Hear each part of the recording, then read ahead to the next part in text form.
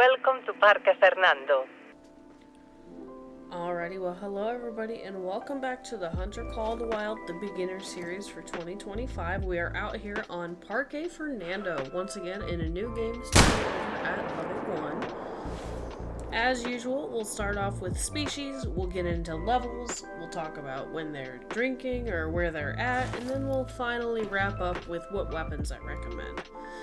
So, as far as starting out goes, there is no given animal per se. Like, you're not going to have an animal waiting for you to harvest when you start this map, similar to Berhanga.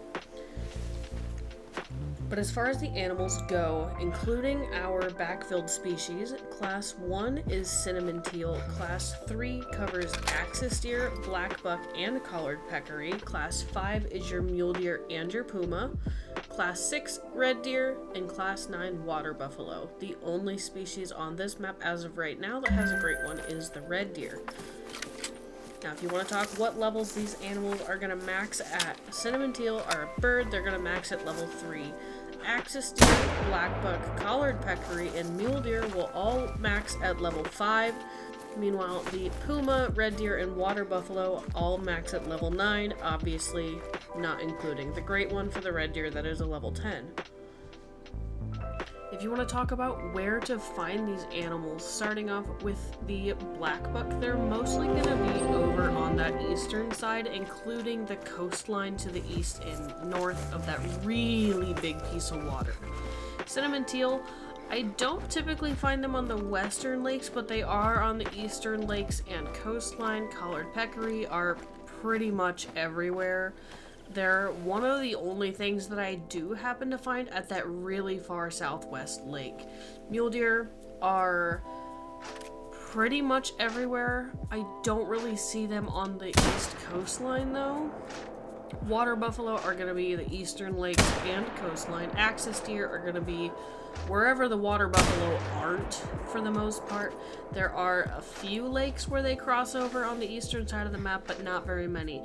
The red deer are going to be pretty much in the same spots you're going to find the mule deer and the axis deer over on the eastern side, with maybe one little tiny spot on the coastline, but for the most part it's going to be on your lakes, not your coast. Now, as far as drink times go, starting off with the earliest and ending with the latest, you start the day with midnight to 3 a.m. the collared peccary, 3 a.m. to 6 a.m. axis deer, 6 a.m. to 10 a.m. is red deer, and then there's a little gap. Noon to 15 is water buffalo, 15 to 18 is mule deer, 18 to 21 is black buck, and 21 to midnight is puma. The cinnamon teal do not drink, but it's a duck. You're going to find them on the water. Now you'll notice on the screen there, a 9 legendary water buffalo.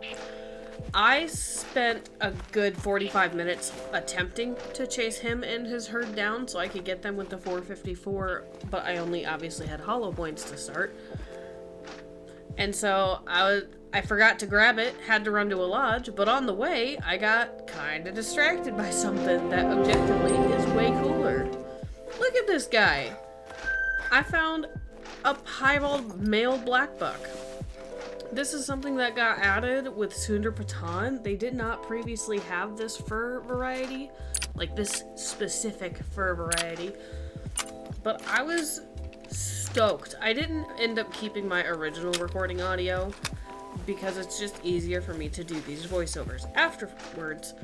But I was so excited, and I was talking about how, like, I didn't care if that 9 legendary was gonna troll. I was way more excited about this guy, which honestly I still am. Clearly, he made it to the thumbnail. And then, I mean, just look at him. He has blue eyes. He's adorable. I spent way too long sitting there in the harvest screen. Black buck, perfect. But now, if you want to start talking about what weapons I suggest that you carry on this map with base game versus DLC. Now remember, when I talk base game weapons, I don't mention weapons that release with the map. That is kind of important to keep in mind as we continue the series.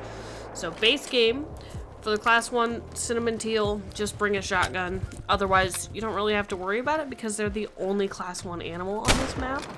Now, once you get to class 3 animals, I would suggest using the 243 for those.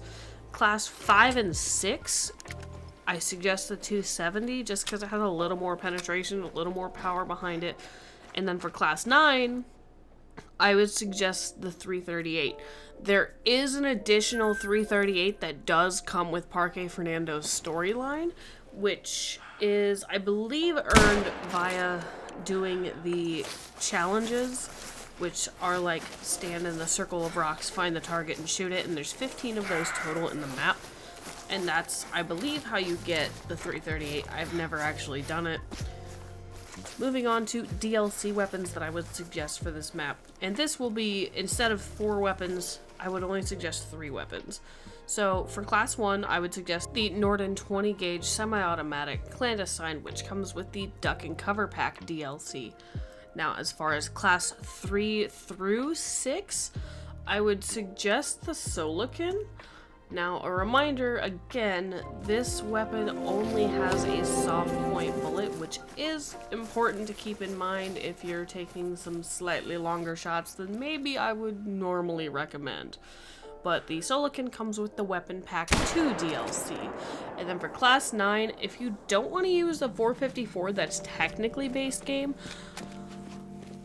you could use the King 470 DB that comes with Virunga Savannah. I've used it on Water Buffalo and I have a great time doing it, but it does bring that challenge of only being kind of an iron sights weapon that only ranges out to 150. Well, I would say that was a pretty successful hunt over on Parque Fernando. I didn't end up re-finding that 9 legendary. He got away from me, but he's still out there on the map and I'm not gonna get him because the way that this beginner series is running, I'm not going back out on these maps. I'm hitting new game every single time. But as far as other trophies in the lodge that he, you know, blends in with / I had to shift around, I actually ended up moving this Bengal Tiger here. This is my only other black buck in the lodge, a diamond. And now the rare is hanging out in here with a couple of my other rares. But we stuck him right here. Just a little bronze 70, but like, I think he's adorable. I think he's really pretty at the same time. They're so tiny and dainty, but also very fuzzy now with the remodel. And they look so good. I like it. Maybe I'll mount the 243 up on the wall there at some point. But that is all I have for you guys today over on Parque Fernando. I appreciate you all for hanging out with me. Have a wonderful rest of your day, and I will see you next time. Don't forget, next up, Yukon. Going after the moose. Bye!